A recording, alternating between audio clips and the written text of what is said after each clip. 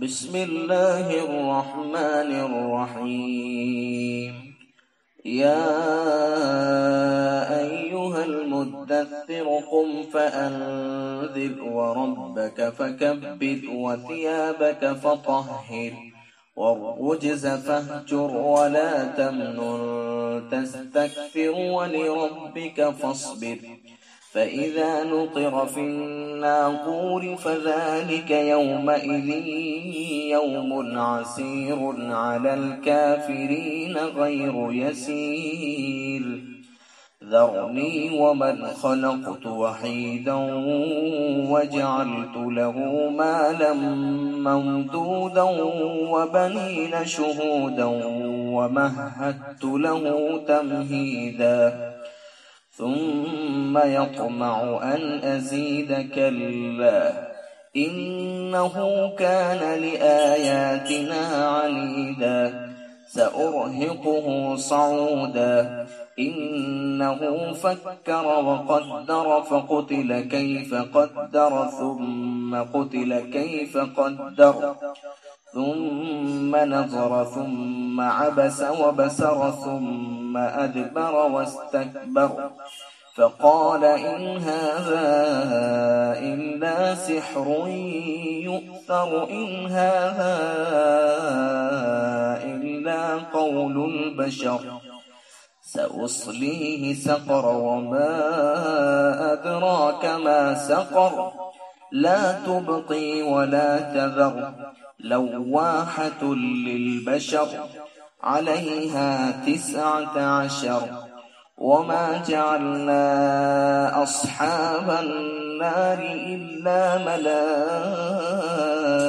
ملائكة وما جعلنا عدتهم إلا فتنة للذين كفروا ليستيقن الذين أوتوا الكتاب ويزداد الذين آمنوا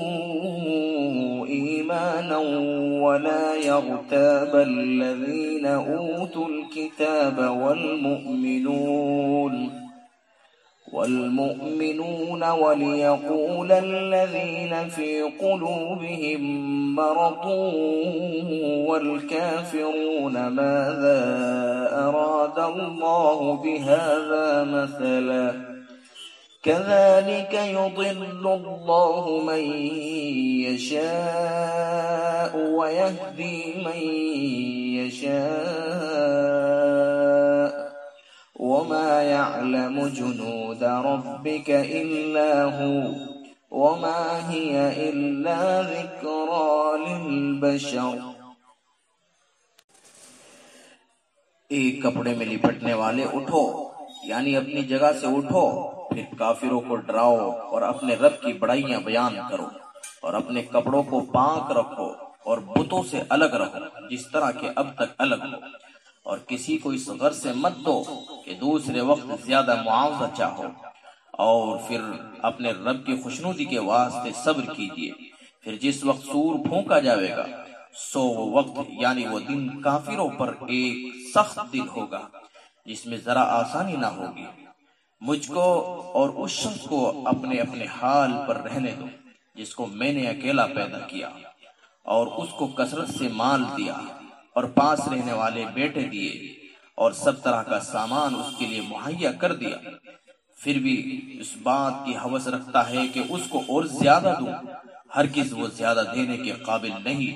کیونکہ وہ ہماری آیتوں کا مخالف ہے. اس کو عن قریب یعنی مرنے کے بعد دوزخ کے پہاڑ پر چڑھاؤں گا.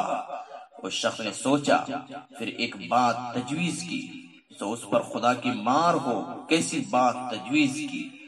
اور پھر مقرر اس پر خدا کی مار ہو. کیسی بات تجویز کی؟ پھر حاضرین کے چہروں کو دیکھا، پھر منہ بنایا تاکہ دیکھنے والے سمجھے کہ اس کو قرآن سے بہت زیادہ کراہت ہے، اور زیادہ منہ بنایا اور پھر منہ پھیرا اور تکبر کیا. پھر بولا کہ بس یہ جادو ہے جو اوروں سے منقول ہے، بس یہ تو آدمی کا کلام ہے. میں اس کو جلدی دوزخ میں داخل کروں گا.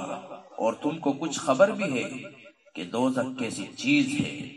وہ ایسی چیز ہے کہ نہ تو باقی رہنے دے گی اور نہ چھوڑے گی، اور وہ جلا کر بدن کی حیثیت بگاڑ دے گی، اور اس پر 19 فرشتے جو اس کے خازن ہیں، جن میں ایک مالک ہے، مقرر ہوں گے۔ اور ہم نے دوزخ کے کارکن آدمی نہیں بلکہ صرف فرشتے بنائے ہیں، اور ہم نے جو ان کی تعداد ذکر و حکایت میں صرف ایسی رکھی ہے جو کافروں کی گمراہی کا ذریعہ ہو، تو اس لیے تاکہ اہل کتاب سننے کے ساتھ یقین کر لیں اور ایمان والوں کا ایمان اور بڑھ جائے، اور اہل کتاب اور مومنین شک نہ کریں، اور تاکہ جن لوگوں کے دلوں میں شک کا مرض ہے وہ اور کافر لوگ کہنے لگے کہ اس عجیب مضمون سے اللہ تعالیٰ کا کیا مقصود ہے۔ اسی طرح اللہ تعالیٰ جس کو چاہتا ہے گمراہ کر دیتا ہے اور جس کو چاہتا ہے ہدایت کر دیتا ہے، اور یہ 19 فرشتوں کا مقرر ہونا کسی حکمت سے ہے، ورنہ تمہارے رب کے لشکروں یعنی فرشتوں کی تعداد کو بجز رب کے کوئی نہیں جانتا، اور دوزخ کا حال بیان کرنا صرف آدمیوں کی نصیحت کے لیے ہے۔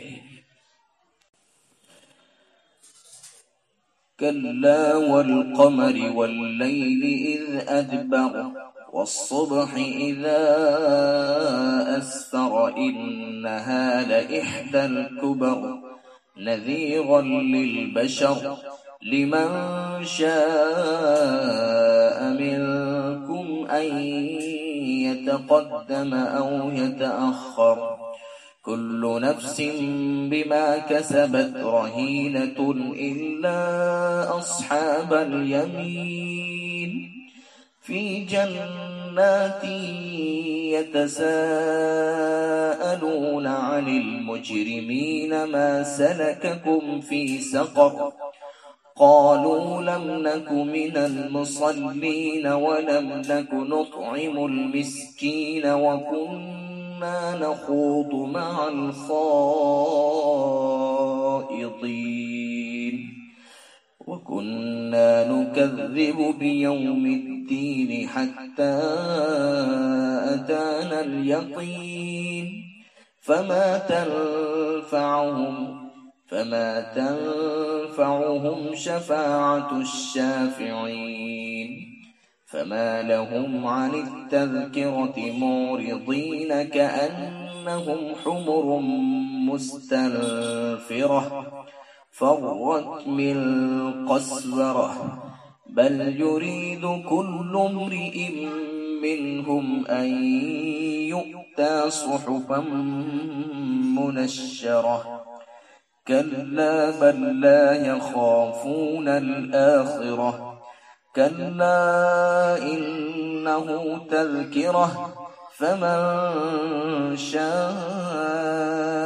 ذكره وما يذكرون إلا أن يشاء الله هو أهل التقوى وأهل المغفرة۔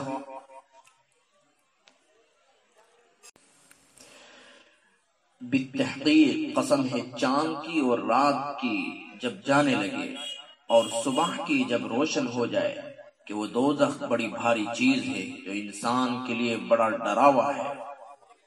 یعنی تم میں جو آگے کی طرف کو بڑھے اس کے لیے بھی یا جو خیر سے پیچھے کو ہٹے اس کے لیے بھی۔ ہر شخص اپنے اعمال کفریہ کے بدلے میں دوزخ میں محبوس ہوگا، مگر وہ دہنے والے کہ وہ بہشتوں میں ہوں گے، اور مجرموں یعنی کفار کا حال خود ان کفار ہی سے پوچھتے ہوں گے، یعنی مومنین کفار سے پوچھیں گے کہ تم کو دوزخ میں کس بات نے داخل کیا؟ وہ کہیں گے ہم نہ تو نماز پڑھا کرتے تھے اور نہ غریب کو کھانا کھلایا کرتے تھے، اور مشغلے میں رہنے والوں کے ساتھ ہم بھی اس مشغلے میں رہا کرتے تھے، اور قیامت کے دن کو جھٹلایا کرتے تھے، یہاں تک کہ اسی حالت میں ہم کو موت آ گئی۔ سو اس حالت مذکورہ میں ان کو سفارش کرنے والوں کی سفارش نفع نہ دے گی، تو ان کو کیا ہوا کہ اس نصیحت قرآنی سے روگردانی کرتے ہیں کہ گویا وہ وحشی گدھے ہیں جو شیر سے بھاگے جا رہے ہیں، بلکہ ان میں ہر شخص یہ چاہتا ہے کہ اس کو کھلے ہوئے آسمانی نوشتے دیے جائیں، ہرگز نہیں ہو سکتا، بلکہ یہ لوگ آخرت کے عذاب سے نہیں ڈرتے، پس یہ ہرگز نہیں ہو سکتا، بلکہ قرآن ہی نصیحت کے لیے کافی ہے۔ سو جس کا جی چاہے اس سے نصیحت حاصل کرے، اور بدون خدا کے چاہے یہ لوگ نصیحت قبول نہیں کریں گے۔ وہی ہے جس کے عذاب سے ڈرنا چاہیے، اور وہی ہے جو بندوں کی